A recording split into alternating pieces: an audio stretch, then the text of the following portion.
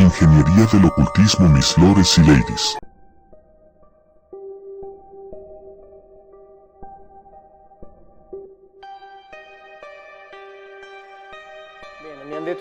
Bueno, me dijeron que me presentara.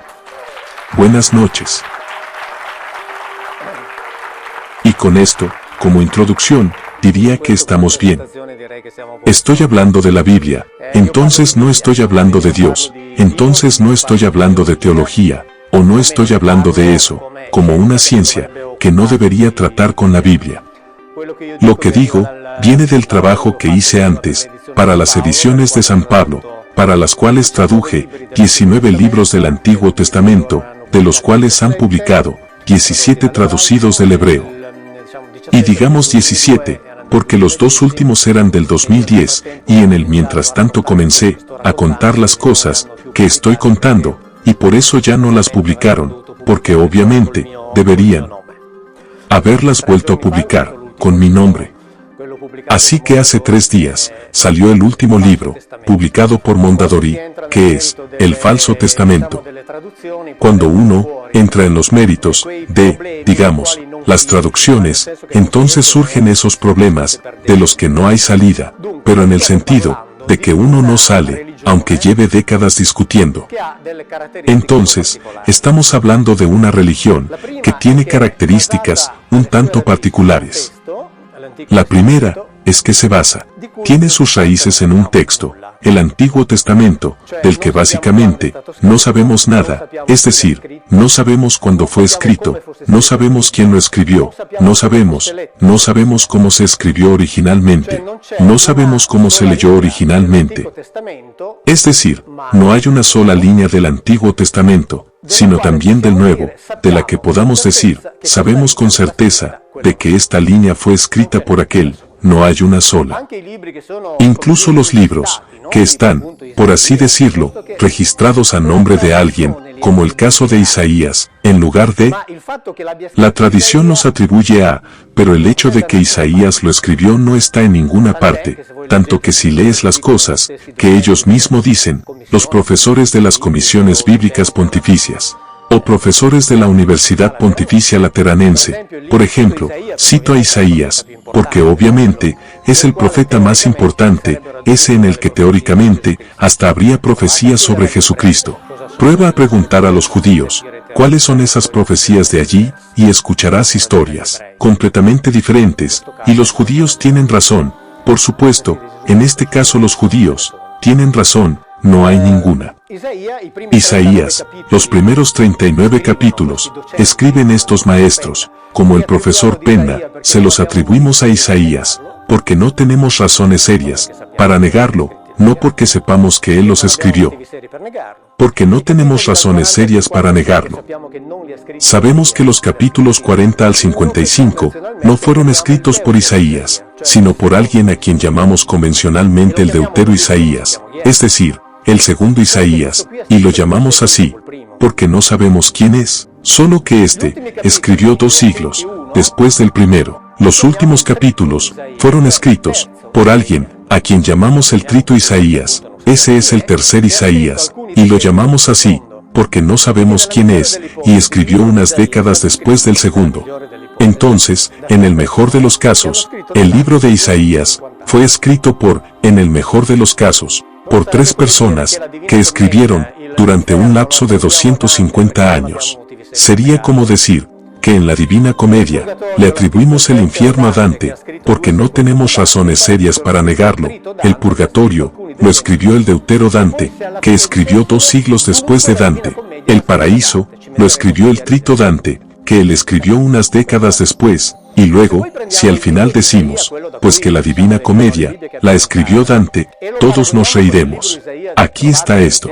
Si entonces, tomamos el libro de Isaías, del que, digamos, derivan las Biblias que tenemos en casa, y lo comparamos con el libro de Isaías, que se encuentra en los textos de Qumrán, que es más antiguo que hay al menos 300 variantes. Entonces, aunque quisiéramos decir, que él escribió el libro de Isaías, deberíamos preguntarnos, ¿cuál de los 2 escribió? Porque si hay 300 variantes, o escribió uno, o escribió el otro.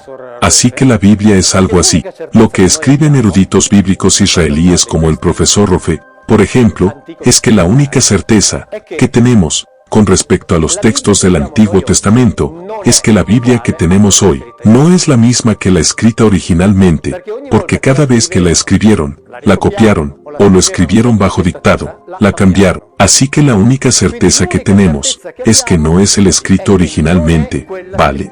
Entonces, esto representa, en cierta medida, la base que es la raíz de las verdades absolutas que se nos presentan. También decía que no sabemos cómo se leía, porque desde el Antiguo Testamento, como todas las lenguas semíticas, se escribe sin vocales, porque no existen letras vocales, hay sonidos, que sin embargo, nunca se escribieron, hasta en cierto punto, entre el siglo VI y IX, después de Cristo, algunos, en este caso los masoretas, una de las diferentes escuelas, muchas escuelas también en contraste entre sí, entonces, digamos, la escuela de los masoretas de Tiberíades se estableció, ellos pusieron puntos y rayas para indicar cómo se debe leer, pero hasta ese momento, todos podían leerlo, tanto como quisieran. Hay una parte de la exégesis judía que todavía quita esas indicaciones vocales y las pone en otras, y en algunos casos,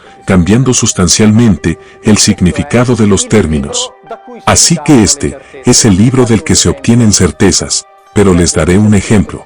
Por ejemplo, aquí dice TVL, se escribe de derecha a izquierda, TVL.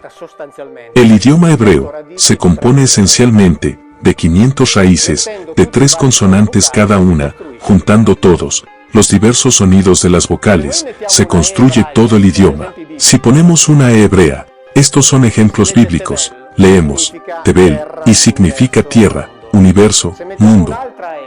Si ponemos otra E, es decir, agregamos un punto aquí, siempre se lee Tebel, pero significa relaciones sexuales, entre una mujer y un animal. Si quitamos estos 2 puntos, es la tierra, el mundo. Si ponemos estos 2 puntos es la relación sexual, de una mujer con un animal, o de un suegro con una nuera.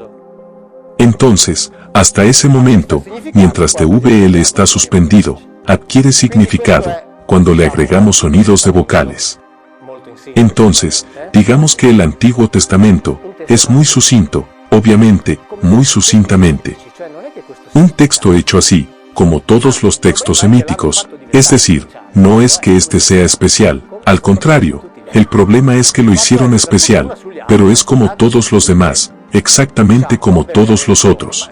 El caso es que afortunadamente, en los otros, no se han construido religiones, pero lamentablemente, este de aquí, ha sido utilizada por la teología.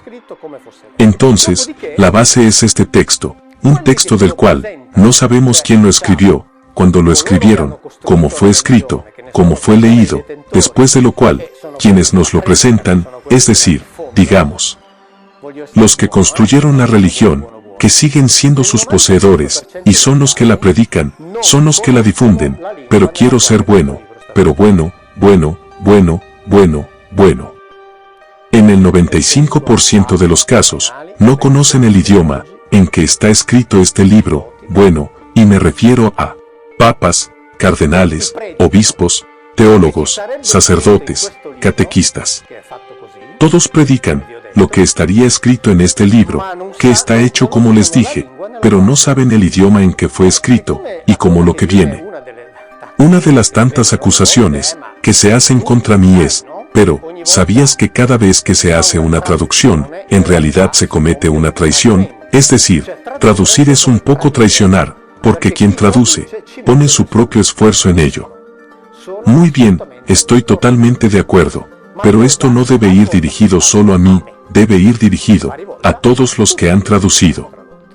Así que quien predica este libro aquí, nos predica este libro, sobre la base de traducciones, es decir, sobre la base de traiciones, sobre las que no puede ejercer ningún control, porque no conoce el idioma en que fue escrito, sin embargo, predica la verdad absoluta para nosotros. Y este es otro hecho.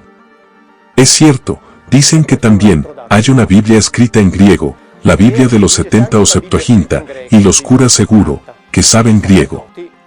¿Sabes lo que piensan los judíos de la Biblia escrita en griego? Lo dijo el gran rabino de la comunidad judía de Turín, cuando nos reunimos el 6 de marzo en Milán, en la reunión que tuve con los teólogos.